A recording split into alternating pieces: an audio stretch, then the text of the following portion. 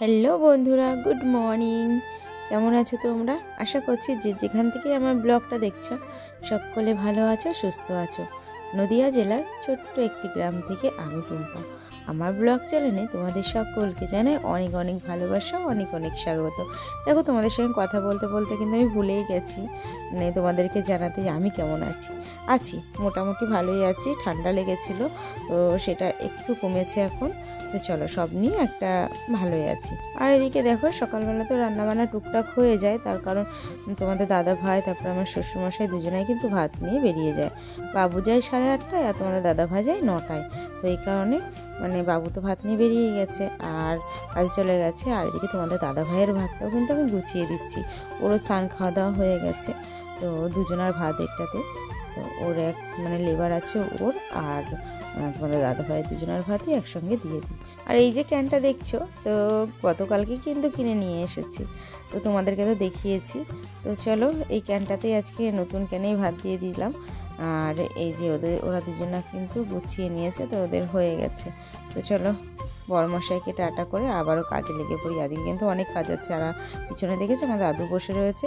দাদু কিন্তু এই সকালবেলায় এসেছে, 8টার সময় তোমাদের দাদা ভাই গিয়ে স্টেশন থেকে নিয়ে এসছে। তো চলো, দাদুকেও টিফিন করে দেবো, কেননা ওরা তো বেরিয়ে গেল, এবার দাদুর টিফিনটা করতে হবে। দাদুকে তো সকালে চা আর ডিম সিদ্ধ দিয়েছি, তারপরে আর দাদু বললো বেশি ভারী কিছু খাবো না, এর জন্য রুটি আর কিছু করিনি। তো একটু ম্যাগি ছিল ঘরে, তো ম্যাগিটাকে চাউমিনের মতো করে ডিম দিয়ে সমস্ত সবজি দিয়ে যা ঘরে ছিল তাই দিয়ে করে দিলাম। আর চাউমিন মানে ম্যাগি চাউমিনটা খেয়ে কিন্তু দাদু সত্যি কথা বলেছিল খুব সুন্দর হয়েছে। তো দাদু দেখো, দাদুর শরীরটা প্রচণ্ডই খারাপ, তো এই কারণেই এসছে। তো এই দেখো, দাদু তো শুয়েছে আর ঘুমিয়ে গেছিলো। তো দাদুকে দিয়েছিলাম পুরোটাই ধরে। দাদু বলছে না, এতটা আমি খাবো না, একটু কমিয়ে রেখে। তো মাম্মামের জন্য কমিয়ে রেখেছি, আর এই যে বাদ বাকিটুকু কিন্তু দাদুকে দিয়ে দিয়েছি। আর কি বলো তো, যখন মানুষ ছোট থাকে তখন তো বাচ্চা থাকে, কিন্তু বয়সের সঙ্গে সঙ্গে তারাও কিন্তু বাচ্চা হয়ে যায়, তাদেরও খোরাক কমে যায়। আমার দাদু কিন্তু এখন একদমই ঠিকমতো খেতে চায় না, একদমই মানে একটা বাচ্চা যেরকম ভাত খায়, দিনে একবার দুপুরবেলা মানে দাদু ভাত খায়, সেরকম একদম অল্প 1 হাতা করে ভাত খায়। তো দিন দিন শরীরটাও দাদুর একদম খারাপ হয়ে যাচ্ছে, দেখলে খুব খারাপ লাগে। আর বাধ্য হয়েই সে একা একা ওখানে থাকে। দিদা তো এখানেই থাকে, কিন্তু দাদু বাধ্য হয়ে ওখানে একা থাকে। তো খুব খারাপ লাগে, দাদুর শরীরটা খুবই খারাপ, দাদুর চোখ মুখের দিকে তাকাতে পারছি না, এতটাই খারাপ লাগছে। তো বলছিলো বাড়ি চলে যাবে, তো বললাম না, আজকের দিনটা থাকো, তারপরে আগামীকাল যেও। হয়ে যে দাদুকে কিন্তু একবারে দাদু যে মিষ্টি নিয়ে এসেছিলো, সেই মিষ্টি আর আমাদের ঘরে কিন্তু একটা মানে রসগোল্লা ছিল, তো সেটা দিয়ে দাদুকে দিলাম। তো দাদু তো সমস্ত মিষ্টি খায়নি, একটাই মিষ্টি খেয়েছিল, তারপর বাদ বাকিগুলো আর খায়নি। আর এদিকে সোনামা কিন্তু দাদুকে নিয়ে একটু আগাতে গেছিলো ও বাড়িতে, দাদুকে দিয়ে আসতে, মানে আমার বাপের বাড়ি। আর তোমরা তো জানোই আমার বাপের বাড়ি, আমার শ্বশুর বাড়ি। এই তো তোমাদের আগেও বলেছি যে 5-7 মিনিটের ডিফারেন্স। তো দাদু ও বাড়িতে গেল আজকে দুপুরে, আর দাদু এখানে খাওয়া দাওয়া করবে না, তার কারণ মা বলে দিয়েছে ফোন করে দাদু দুপুরে ওখানে খাওয়া দাওয়া করবে। তো চলো, দাদু আবার আগামীকাল আসবে। আর এদিকে যে ফুল গাছগুলো ছিল সেগুলো কিন্তু আমি এদিক ওদিক করতে করতে আমার দিন চলে যায়। তো একটু বাড়ির সামনে সুন্দর লাগবে বলে সাজিয়ে দিলাম। তো কেমন লাগছে কমেন্টে জানিও। আর এদিকে দেখো, একটু গোবর ছিল, তো ভাবলাম যে মানে একটু কেমন শ্যাওলা শ্যাওলা ভাব হয়ে গেছে উঠোনটা, একটু নিকিয়ে দিই। তো চলো, এদিকে নিকিয়ে আবার একটু বাজারের দিকেও যাব। তার কারণ বাজারের দিকে যাব কেননা গতকালকে তো তোমরা তো দেখেছোই যে আমি ব্যাংকে গেছিলাম মাকে নিয়ে।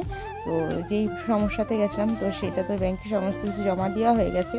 তো বইটা জেরক্স করতে হবে, আর মামামের যে শাড়িটা রয়েছে সেটাও পাড় লাগাবো, তো দেওয়াই হচ্ছে না।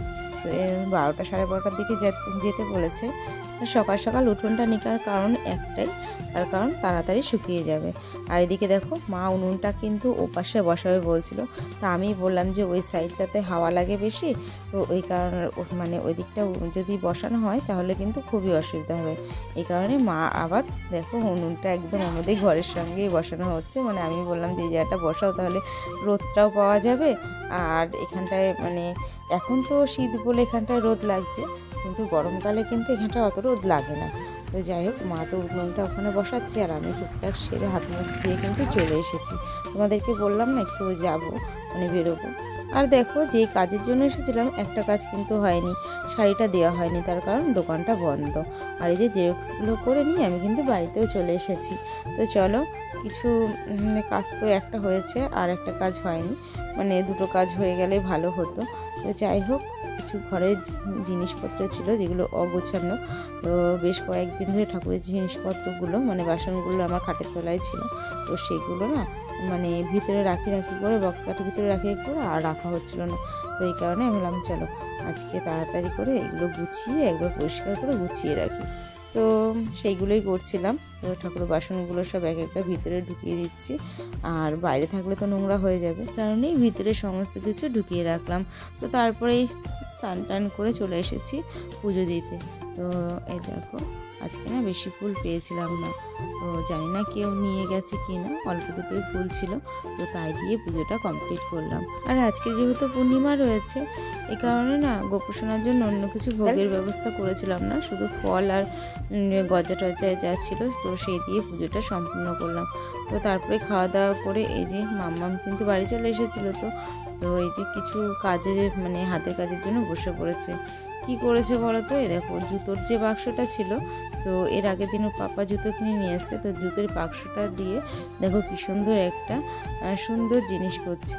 তো আমি জিজ্ঞাসা করলাম এটাতে কি করবে এটা দিয়ে, তো বলছে এটা দিয়ে যে জিনিসগুলো ধরো টেবিলের উপরে রয়েছে, তো খালি জিনিস, তো সেইগুলোই এর মধ্যে একটা একটা করে সাজিয়ে সাজিয়ে রাখবো, দেখতে ভালো লাগবে।